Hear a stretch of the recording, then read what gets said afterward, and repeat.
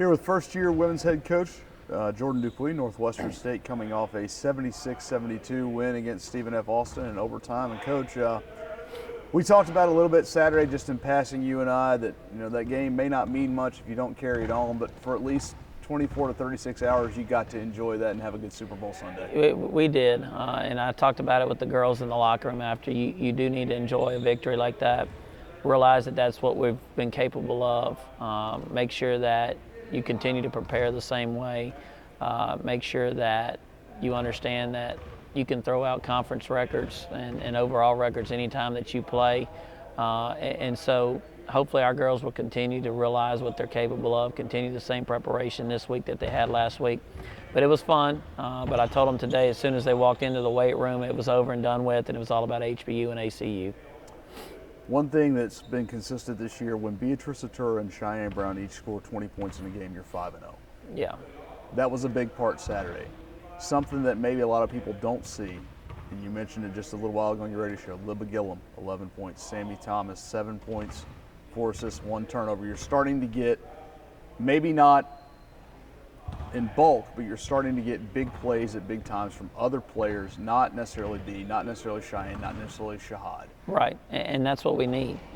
Everybody's game plan is going to be geared towards trying to stop Cheyenne, geared towards trying to stop Beatrice, and in all honesty, they did a great job in the first half with limiting Beatrice. I think the thing that helped B in the second half, freeing her up from her ball handling responsibilities, was Sammy coming in and allowing B to work within the offense and get open, and people found her. Cheyenne did a great job of establishing herself inside the entire game, but it was the contributions off the bench. You look at somebody like Libba, who had practiced well all week and carried it over into the game, hit a big 3 early in the game to give us some momentum, finished some shots with her left hand through some contact. Sammy hitting some open shots, getting the ball where it needed to go, handling the ball, keeping her poise. Then you look at stat lines like Jocelyn Scott, who didn't score but played 24 minutes, and she was on the floor because of the things she was doing defensively, especially in our matchup. She kept people in front, and she made sure she did all the little things. So, very proud of them. Again, big game, but it was only one game. We've got to make sure that we keep it rolling, not only during the game, but in our preparation for those games as well. That game was the first of 6 of your last 9. The schedule flips here in the back half of the conference. 6 of 9 at home, now down to 5 of 8 actually. The atmosphere here, especially later when the men's game starts, you start getting some people in. What does that mean to you and your team, and how much do you think that played a factor in Saturday's win? I think it was huge for us. Our girls need that type of reward. The amount that we put on them, both on the court and off the court, and how they handle it, how they respond.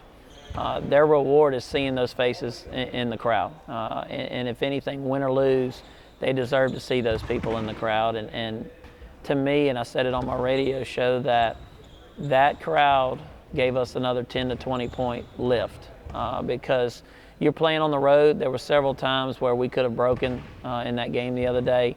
But just the momentum that we had, some of the bad calls that were made, our crowd getting into it, it allows you to move on from a coaching standpoint, a playing standpoint, because it's like, hey, we don't have to respond to that. We'll let the crowd do that, and we move on. And so it's absolutely huge. Very happy with that crowd, but we've got to make sure we have that same type of crowd Thursday when HBU comes in. Well, hopefully with Greek night that will happen. You'll have some rowdy fraternity, sorority people here, but you do have HBU at home on Thursday, and it starts off it's a rather interesting week. You're going to be at home Thursday night, and then you get to go way out to Abilene on Saturday. So let's start with HBU. It's a team that's coming off not quite the same type of win, but it was a win for them that snapped a losing streak. They beat Corpus. They're going to come in with a little momentum. What do you see from the Huskies? They do a great job of trying to keep you off balance, especially on the defensive end. They're trying to make you take shots that you don't necessarily want to take. They do a great job of game planning. It's going to be something that we have to make sure we respond well to. Keep our offensive execution going. Today is a day that we're going to come in and, it's going to be a light day from a physical standpoint, but we're going to get shots up. I think the amount of practice we've been having from a shooting standpoint is helping us shoot the basketball a lot better. We've been working a lot of offensive execution here lately, and we're going to do the same thing again today to get ready for the different defenses we're going to see. But the Huskies are going to present, a few issues. We're going to have to make sure that we're ready for those.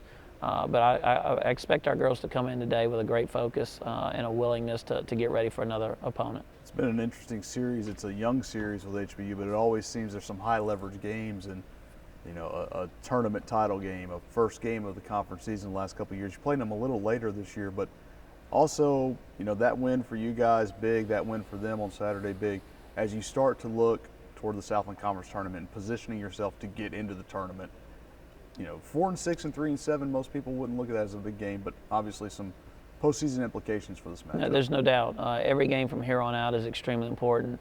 What we have to do is make sure that we defend our home court. We have to make this place very difficult to play. This is a place where we've got to find our comfort zone, understand that, it's a disappointment if somebody can come in here and beat us on our home floor. I think we saw Saturday what we're capable of. It's a must-win. Every game from here on out is a must-win. We want to definitely position ourselves the best that we possibly can going to Katy because, as you know, once you get to Katy, anything can happen. You want to be playing your best basketball. So, we're looking forward to the challenges this week, but definitely every game from here on out is a must-win. Every game from here on out is a big game for us. And one of those challenges will be turning around after Thursday. Not only do you go out to Abilene, you go to face a team that's leading the conference and for the last 2 years has been one of the preeminent teams in this league. It's going to be a challenge for us, but one that I think now this team will start to embrace. It's going to be my first time on that bus trip. Still kind of figuring out how we want to handle that on Friday, what's going to be best for our girls from a physical standpoint and an academic standpoint. So, it's something that we're going to look to embrace, but it's going to feel much better getting on that bus Friday if you're coming off a victory Thursday night. And that's what we got to be thinking about first is HBU, and that's the way we're going to prepare. When you do look at Abilene Christian, you have Beatrice Atura, who's a 1,200-point scorer. They've got 4 players who have 1,000 career points, so a lot of experience in a team that is in a unique situation where they're still transitioning to full membership. But for that group to come in and you see a group like that, I'm sure you had some at Southern Miss very similar. We did. Where they're athletic at every position, they run some really good stuff. They do some different things defensively that keep you off balance. Very well-coached team. They have both an inside and outside presence. Same thing we saw against SFA. So, the challenge is playing them on their home court, responding to that long bus trip, realizing that that's not an excuse, that everybody's got to get out there at some point, and just make sure that we're ready to play at 2 o'clock on Saturday and implement a game plan. We're going to believe in our game plan as coaches. It's their job to believe in the game plan as players and then execute it for 40 minutes on Saturday. And I feel like if we do that, we should be able to come out with a victory. All right. Thanks, Coach. Thank you.